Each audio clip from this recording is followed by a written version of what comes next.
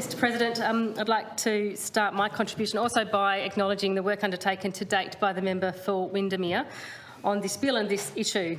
I absolutely share his passion for better health outcomes for the Tasmanian community and the importance of lowering smoking rates dramatically to help achieve this. I thank the member for Windermere for bringing this motion for us to consider in terms of putting together a select committee. I'm not entirely convinced at this time a committee process is necessary or would be the best way to progress this and resolve the discussion that still sits around this bill, although I'm still quite torn about it myself, as the member for Mersey has just discussed. And I certainly appreciate the contribution of the member for Mersey, and I concur with many of the points that he raised here.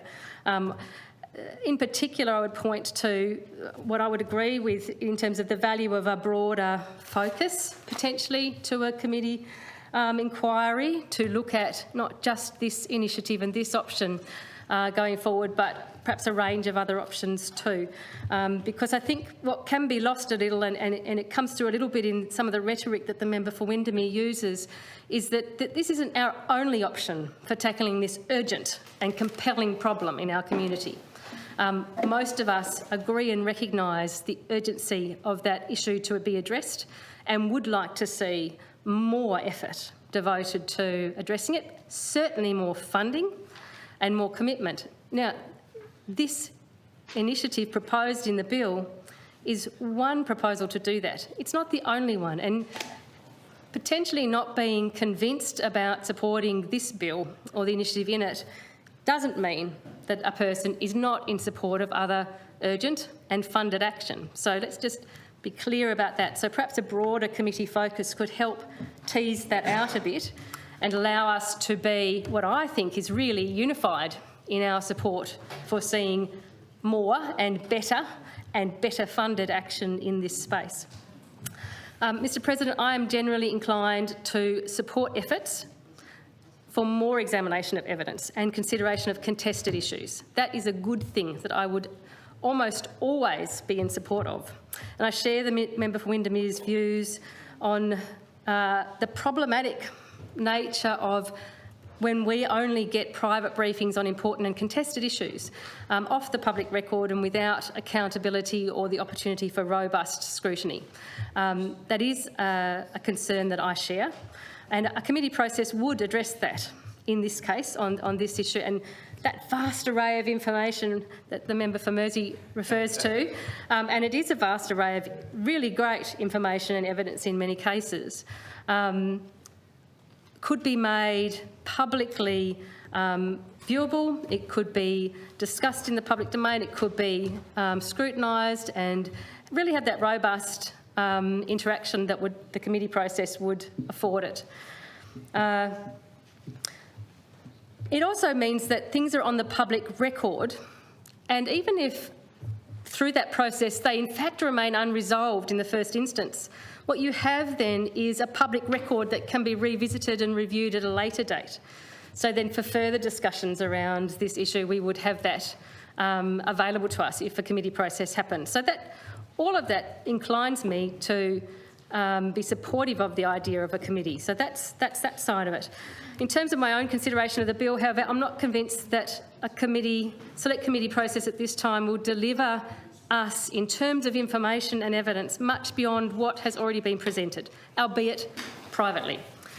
Mr President, I'm very heartened to hear that the Menzies Research Institute will be undertaking a thorough and independent examination of key components of the proposed T21 bill, with a particular focus on its likely impact and effectiveness in this local Tasmanian context.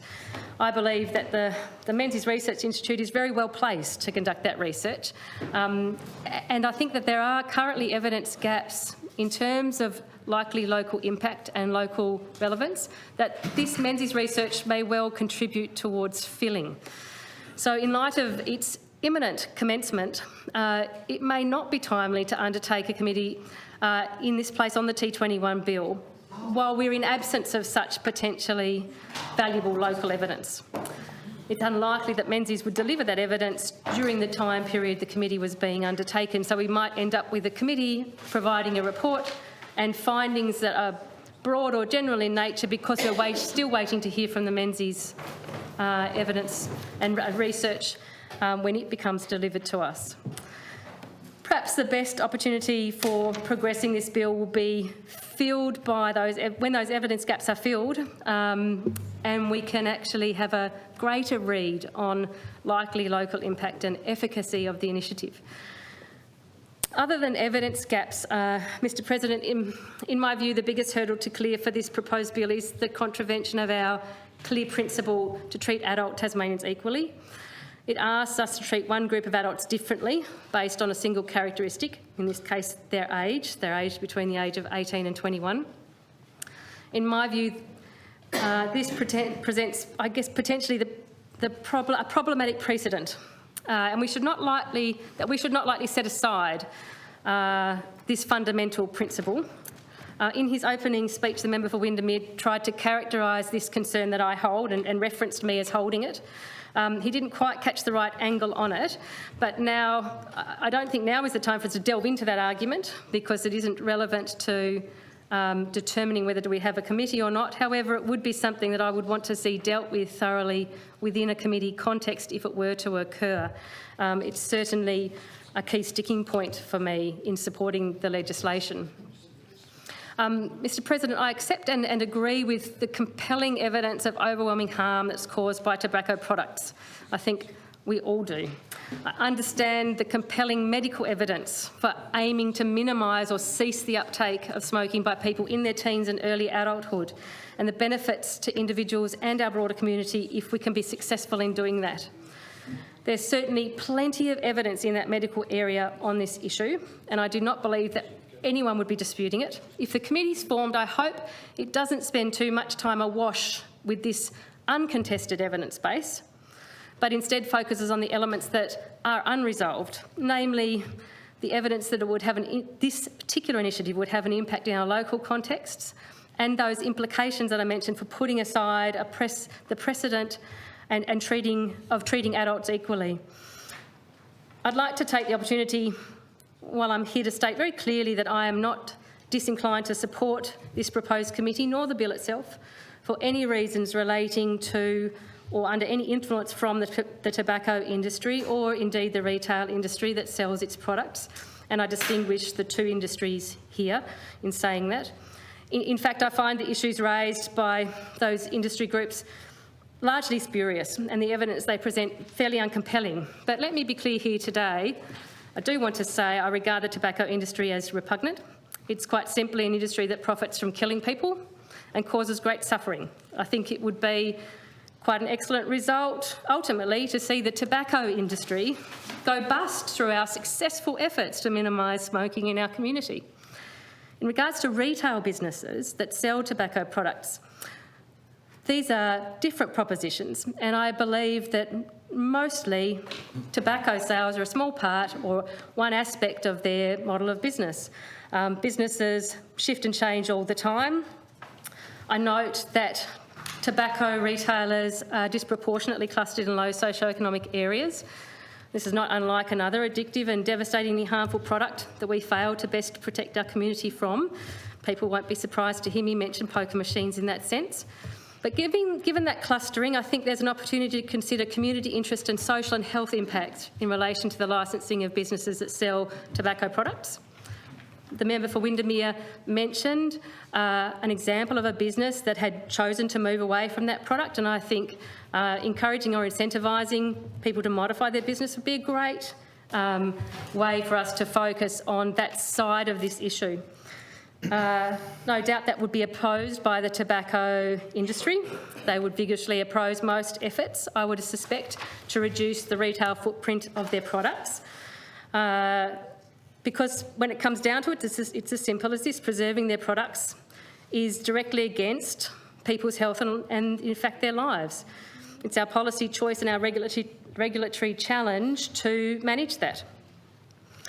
So in recognition of the blatant financial self-interest of the tobacco industry to influence policy and oppose the best interests of a community, we have these sets of principles to ensure that tobacco companies don't have undue influence over tobacco control policy development.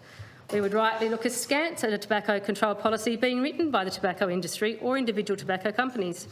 We'd rightly look askance at taxation rates on tobacco being dictated by the tobacco industry or tobacco companies, and we'd rightly look askance if a tobacco industry or tobacco companies were to provide the vast majority of political donations to any party contesting an election based on a policy that provided that industry with direct and substantial financial windfalls.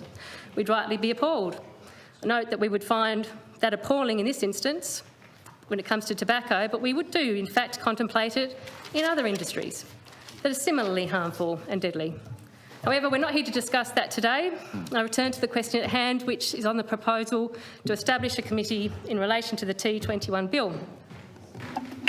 I'm concerned about the focus of the proposed committee. I think it would be more valuable if it could be more broad, and I could support it to be that way. I would like to see this matter resolved. I note the drawn-out nature of the discussion, and I am also concerned that what we're doing is focusing so much in this space that we're discouraging actual action and commitment and funding on this issue through other valuable and evidence-based initiatives that we could be encouraging more action on. So I'm going to not support this motion for a committee. However, I do hope the member brings the bill or resolves to leave it until after we have the results of the Menzies research, whenever that does arrive, because I think that will give us the exactly right context to talk about this with a local evidence base and in the context of being able to weigh it against other initiatives that we might also seek to encourage to be deployed in this space. Question is that the motion be agreed.